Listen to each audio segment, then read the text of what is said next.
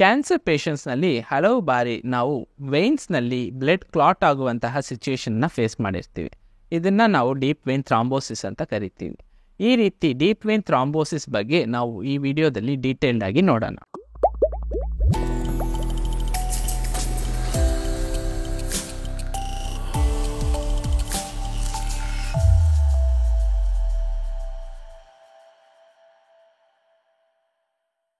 ನಮಸ್ಕಾರ, ನಾನು doctor Dayananda Srinivasan, cancer surgeon.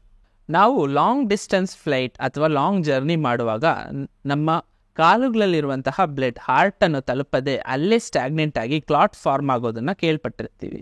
ಅದೇ ರೀತಿ ಸಿಚುಯೇಷನ್ ನಮ್ಮ ಕ್ಯಾನ್ಸರ್ ಪೇಷಂಟ್ಸ್ನಲ್ಲಿ ಕೂಡ ಉಂಟಾಗಬಹುದು. ಅದನ್ನು ನಾವು ಹೈಪರ್ ಕೊಯಾಗ್ಯುಯಬಲ್ ಸ್ಟೇಟ್ ಅಂತ ಕರಿತೀವಿ. ಈ ರೀತಿ DVT ಕ್ಯಾನ್ಸರ್ ಪೇಷಂಟ್ಸ್ನಲ್ಲಿ ಯಾಕೆ ಆಗುತ್ತೆ ಅಂತ ನಾವೀಗ ಡೀಟೇಲ್ಡ್ ಆಗಿ ನೋಡೋಣ. ಕ್ಯಾನ್ಸರ್ ಸೆಲ್ಸ್ನಿಂದ ಆ ರಕ್ತನಾಳದಲ್ಲಿ ಕೆಲವೊಮ್ಮೆ ಡ್ಯಾಮೇಜ್ ಉಂಟಾಗಬಹುದು. ಈ ಬ್ಲಡ್ನಲ್ಲಿ ಕೆಲವು ಕಾಂಪೋಸಿಷನ್ಸ್ ಚೇಂಜ್ ಆಗೋದ್ರಿಂದ ಕೂಡ ಈ ಕ್ಲಾಟ್ ಫಾರ್ಮೇಷನ್ ಆಗಬಹುದು. ಕ್ಯಾನ್ಸರ್ ಪೇಷಂಟ್ಸ್ ಪಡೆಯುವಂತಹ ಕೀಮೋಥೆರಪಿ ಮತ್ತು ರೇಡಿಯೇಷನ್ ಥೆರಪಿಯಿಂದ ಕೂಡ ಈ DVT ಉಂಟಾಗಬಹುದು. ಈ DVT ಆದಾಗ ಏನು ಸಿಂಟಮ್ಸ್ ಇರುತ್ತೆ ಅಂತ ನಾವೀಗ ನೋಡೋಣ. ಯೂಶಲಿ ಕೈ ಮತ್ತು ಕಾಲುಗಳಲ್ಲಿ ಇರುವಂತಹ ವೇನ್ಸ್ನಲ್ಲಿ ಕ್ಲಾಟ್ ಫಾರ್ಮ್ ಆದಾಗ ಆ ಜಾಗದಲ್ಲಿ ಸ್ವೆಲ್ಲಿಂಗ್, ರೆಡ್ನೆಸ್ ಹಾಗೂ ನೋವು ಉಂಟಾಗುವಂತಹ ಸಿಂಟಮ್ಸ್ ಇರುತ್ತೆ.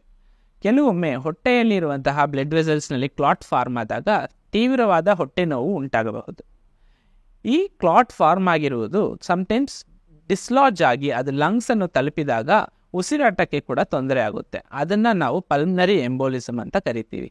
ಈ ಪಲ್ಮನರಿ ಎಂಬೋಲಿಸಮ್ ಅನ್ನೋದು ಒಂದು ಎಮರ್ಜೆನ್ಸಿ ಸಿಚುವೇಶನ್. ಈ ರೀತಿ ಸಿಂಟಮ್ಸ್ ಇದ್ದಾಗ ನೀವು ತಕ್ಷಣ ನಿಮ್ಮ ಡಾಕ್ಟರ್ಸ್ ಬಳಿ ಹೋಗಿ ಅದನ್ನು ತೋರಿಸ್ಕೊಳ್ಳೋದು ಒಳ್ಳೆಯದು. ಡಾಕ್ಟರ್ಸ್ ಯೂಶಲಿ ಕ್ಲಿನಿಕಲ್ ಚೆಕಪ್ ಮಾಡಿ DVT ಸಸ್ಪಿಷನ್ ಇದ್ದಾಗ ಅವರು ಕೆಲವು ಡಾಪ್ಲರ್ ಸ್ಕ್ಯಾನ್ ಅಥವಾ ಆಂಜಿಯೋಗ್ರಾಮನ್ನು ರೆಕಮೆಂಡ್ ಮಾಡ್ತಾರೆ. ಈ ಸ್ಕ್ಯಾನ್ನಲ್ಲಿ ಕ್ಲಾಟ್ ಇರೋದನ್ನು ಕನ್ಫರ್ಮ್ ಮಾಡಿದಾಗ ಅದಕ್ಕೆ ಟ್ರೀಟ್ಮೆಂಟನ್ನು ಅಡ್ವೈಸ್ ಮಾಡ್ತಾರೆ. ಈ DVT ಯಾರಿಗೆ ಬರುವಂತಹ ರಿಸ್ಕ್ ಹೆಚ್ಚು ಅಂತ ಈಗ ನೋಡೋಣ. ಸ್ಮೋಕರ್ಸ್ನಲ್ಲಿ ಈ ರಿಸ್ಕ್ ಹೆಚ್ಚಾಗಿದೆ ಅಂತ ನಾವು ಹೇಳ್ತೀವಿ. ಅದು ಬಿಟ್ಟರೆ ಕ್ಯಾನ್ಸರ್ ಪೇಷಂಟ್ಸ್ನಲ್ಲಿ ಅವರ ಕ್ಯಾನ್ಸರ್ ಡಿಸೀಸಿಂದ ಹಾಗೂ ಅದಕ್ಕೆ ಪಡೆಯುವಂತಹ ಕೀಮೋಥೆರಪಿ ಅಥವಾ ರೇಡಿಯೇಷನಿಂದ ಕೂಡ ಈ DVT ಉಂಟಾಗುವಂತಹ ರಿಸ್ಕ್ ಹೆಚ್ಚಾಗಿರುತ್ತೆ. ಒಬೇಸಿಟಿ ಅಥವಾ ಬಾಡಿ ವೆಯ್ಟ್ ಹೆಚ್ಚಾಗಿರುವವರಲ್ಲೂ ಕೂಡ ಈ DVT ರಿಸ್ಕ್ ಹೆಚ್ಚಾಗಿರುತ್ತೆ.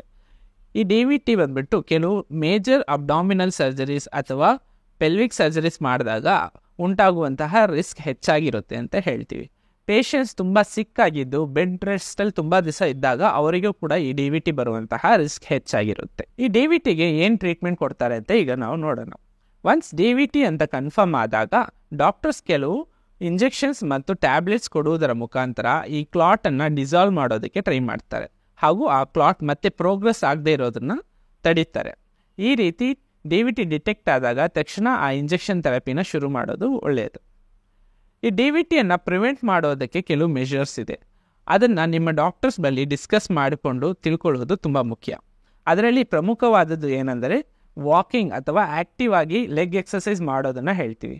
ಯೂಶಲಿ ಏನಾದರೂ ಮೇಜರ್ ಸರ್ಜರೀಸ್ ಅಥವಾ ಬೆಡ್ ರಿಡನ್ ಆಗಿದ್ದಾಗ ನಾವು ಅವರ ಲೆಗ್ಗಿಗೆ ಪ್ಯಾಸಿವ್ ಆಗಿ ಫಿಸಿಯೋಥೆರಪಿ ಕೊಡುವುದರ ಮುಖಾಂತರ ಆ ಲೆಗ್ಗಲ್ಲಿರುವಂತಹ ಬ್ಲಡ್ಡನ್ನು ಹಾರ್ಟಿಗೆ ತಲುಪುವುದಕ್ಕೆ ಹೆಲ್ಪ್ ಮಾಡ್ತೀವಿ.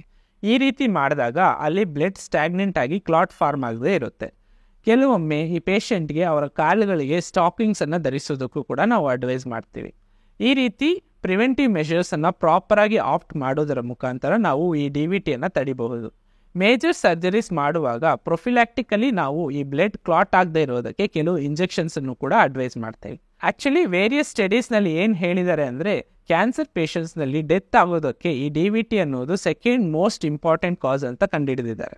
ಸೊ ಈ DVT ಬಗ್ಗೆ ನೀವು ನಿಮ್ಮ ಡಾಕ್ಟರ್ಸ್ ಬಳಿ ಡೀಟೇಲ್ಡ್ ಆಗಿ ಡಿಸ್ಕಸ್ ಮಾಡಿ ಅದಕ್ಕೆ ಪ್ರಿವೆಂಟಿವ್ ಮೆಷರ್ಸನ್ನು ಅಳವಡಿಸುವುದರ ಮುಖಾಂತರ ಈ DVTಯನ್ನು ನಾವು ಪ್ರಿವೆಂಟ್ ಮಾಡಬಹುದು. ನಿಮಗೆ ಈ DVT ಬಗ್ಗೆ ಏನಾದರೂ ಡೌಟ್ಸ್ ಇದ್ದರೆ ನಮ್ಮ ಕಮೆಂಟ್ ಸೆಕ್ಷನ್ನಲ್ಲಿ ಬರೆಯಿರಿ. ಧನ್ಯವಾದಗಳು.